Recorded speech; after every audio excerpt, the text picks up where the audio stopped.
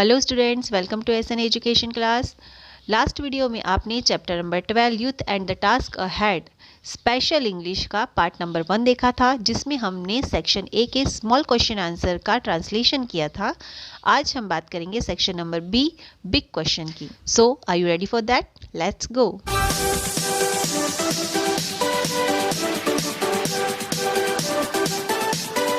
Section number B first question is Describe in brief all the 4 dimensions in which our youth must equip themselves. Question में आपको ये पूछा गया है कि आपको जो चारों आयाम दिए गए हैं वो हमारे युवाओं के लिए किस प्रकार से महत्वपूर्ण है, आप उसका उचित वर्णन कीजिए। आंसर है, in this exhortation to the youth, doctor Karan Singh urges the youth of India to develop physical, intellectual, patriotic and spiritual qualities in order to fulfill their responsibilities toward the nation. In the exhortation यानी हमारे युवाओं के उद्बोधन में doctor Karan Singh ने आग्रह किया है युवाओं से भारत के कि वो राष्ट्र के प्रति आदेशों का पालन करें, जिसके लिए वो अपने फिजिकल यानी भौतिक, शारीरिक, मानसिक, देशभक्ति और आध्यात्मिक क्वालिटीज़ का यानी योग्यताओं का, गुणों का विकास करें। Physical quality is needed for building a great democracy and defending it from predatory aggressors. उनकी जो शारीरिक क्वालिटी है यानी उनके जो भौतिक गुण हैं वो लोकतंत्र की एक बड़ी बिल्डिंग का निर्माण करेंगे। वो बाहरी ताकतों से हमारे देश की रक्षा करेंगे, यानी हमारे युवाओं को फिजिकली फिट इसलिए होना है ताकि वो हमारे देश की, उसके लोकतंत्र की रक्षा कर सके। We need a young generation which should be physically strong. हमें ऐसे युवा पीढ़ी की आवश्यकता है जो शारीरिक रूप से मजबूत हो, with iron muscles and nerves of steel, जिनकी मसल्स, जिनकी मांसपेशियाँ आयरन की यानी लोहे की हो और जिनकी नर्व्स यानी जिनकी नसें स्टील की बनी हो।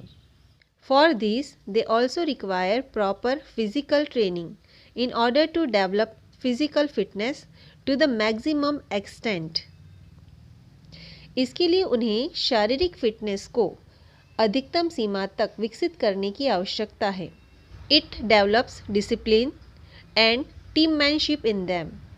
उनके अंदर डिसिप्लिन की भावना यानी अनुशासन और टीममैनशिप यानी एकजुट काम करने की भावना का विकसित होना आवश्यक है। नेक्स्ट है, the author talks of the intellectual qualities. अगले आयाम में कवि कहता है कि हमारे युवाओं को इंटेलेक्चुअल क्वालिटीज़ यानी बौद्धिक गुण की आवश्यकता है। उनके अंदर बौद्धिक गुण होना चाहिए, which our youth need in order to face the challenges of the highly sensitive competitive age of science and technology. और इस बौद्धिक गुण की आवश्यकता उन्हें है ताकि वो आज के बहुत ही संवेदनशील कॉम्पिटिटिव यानी प्रतिस्पर्धी युग में, जो कि विज्ञान और तकनीकी का है, उसमें वो चैलेंजेस यानी चुनौतियों का सामना कर सके। They need to be more alert and competent than their predecessors. उनके predecessors यानी उनके पहले के पूर्ववर्ती यानी उनके पहले जो युवा रहे हैं उनसे पहले वाले, उनसे ज़्यादा आज के युवा के सामने मुश्किलें हैं, प्रतिस्पर्धा है। They must attain academic ability of the highest order so that they can serve the nation in a proper way.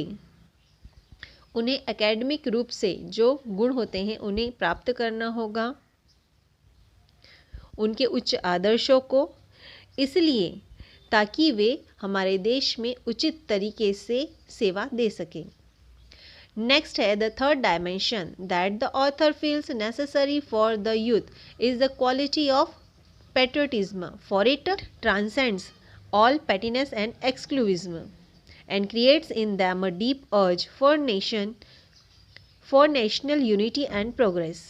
Fourth dimension में कवि हमारे युवाओं के लिए देशभक्ति के गुणों का विकास करना चाहते हैं ताकि जो पैटिनेस और एक्सक्लूविज्म यानी जो निम्न सोच और जो बहिर्मुखता हमारे देश में है वो खत्म कर सकें। उनके अंदर एक गहरी भावना हो नेशनल यूनिटी और प्रोग्रेस की, यानी भारतीय एकता और अखंडता की एक गहरी भावना उनके अंदर भरी हो। This alone can eradicate corruption and nepotism from our land. This will galvanize the process of economic development. यह अकेले हमारी भूमि से करप्शन यानी भ्रष्टाचार और भाई भतीजावाद को खत्म कर सकते हैं, जिससे आर्थिक विकास की प्रक्रिया को गति मिल सके, जिसके हमारे देश की जो आर्थिक विकास है उसकी प्रक्रिया तेज हो सके। Then finally, फिर अंततः the author talks of the supreme quality of spiritualism, which distinguishes human being from the myriad other forms of life that exist on earth. फिर अंत में लेखक आध्यात्म के सर्वोच्च गुणों की बात करता है जो मानव को पृथ्वी पर मौजूद जीवन के अन्य रूपों से अलग करता है। मानव जीवन के जो भी रूप हैं उनमें एक रूप आध्यात्म का भी है। At a time of deep crisis we must be endowed with a new spiritual fervour which leads to the fearlessness and dynamism whereby we can overcome all difficulties. गहरे संकट के समय हमें एक नए आध्यात्मिक उत्साह के साथ संपन्न होना है जो निडरता और गतिशीलता की ओर ले जाता है। डायनेमिज्म यानी गतिशीलता की ओर ले जाता है, जिससे जिससे हम सारी कठिनाइयों को ओवरकम कर देते हैं, हरा देते हैं। यानी स्पिरिचुअलिज्म से हम निडर बनते हैं, गतिशील बनते हैं, अपने कार्य में आगे बढ़ते हैं और सभी कठिनाइयों को पीछे छोड़ देते हैं। Here spiritualism is the unity of all faiths living together in peace and harmony. यहाँ आध्यात्मवाद शांति और सद्भावना में एक साथ रहने वाले सभी धर्मों की एकता है। नेक्स्ट क्वेश्चन नंबर 2 है, what does the author expect from those who belong to the post independence era. इस क्वेश्चन में लेखक उन लोगों से क्या उम्मीद करता है जो इंडिपेंडेंस डे ईरा यानी स्वतंत्रता के पोस्ट यानी स्वतंत्रता के बाद के युग में पैदा हुए हैं या उनसे बिलोंग करते हैं। यानी स्वतंत्रता के बाद जो लोग इस युग में आए हैं, इस दुनिया में आए हैं, उन लोगों से लेखक क्या उम्मीद करता है। तो आंसर है, the author feels that we are living in a crucial age. लेखक को लगता है कि हम एक महत्वपूर्ण युग में रह रहे हैं। We have suffered a lot under the long servitude and gained freedom after immense sacrifices.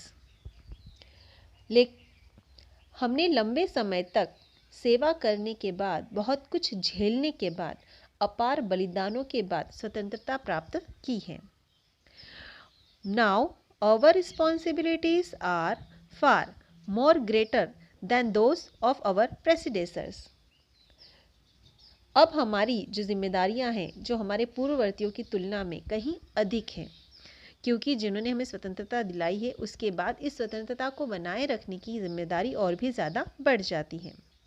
It is quite tough to keep our independence safe. यह हमारे लिए हमारी स्वतंत्रता को सुरक्षित रखने के लिए बहुत कठिन है। We have to build a great democracy and defend it also. हमें एक महान लोकतंत्र का निर्माण करना होगा और उसकी रक्षा भी करनी होगी।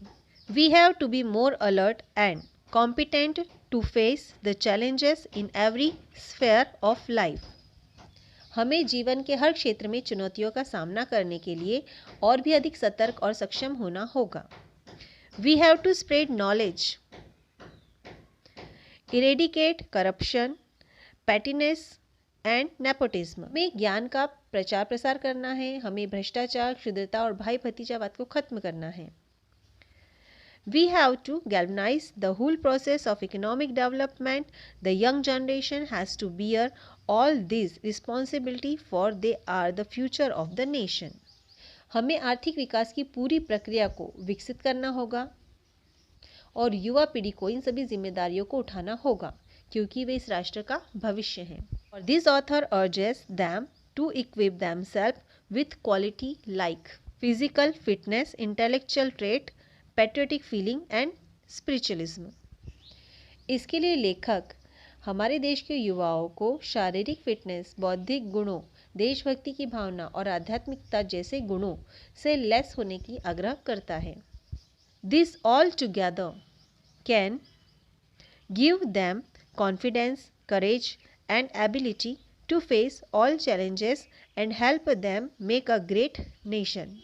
ये सभी मिलकर ये सभी आयाम मिलकर हमें सभी चुनौतियों से लड़ने के लिए आत्मविश्वास, साहस और क्षमता प्रदान कर सकते हैं और एक महान राष्ट्र का निर्माण करने में हेल्प कर सकते हैं. तो ये थे हमारे बी सेक्शन के 2 इम्पॉर्टेंट क्वेश्चन आंसर. हम मिलेंगे नेक्स्ट वीडियो में एक नए चैप्टर के साथ. Have a nice day. Good bye.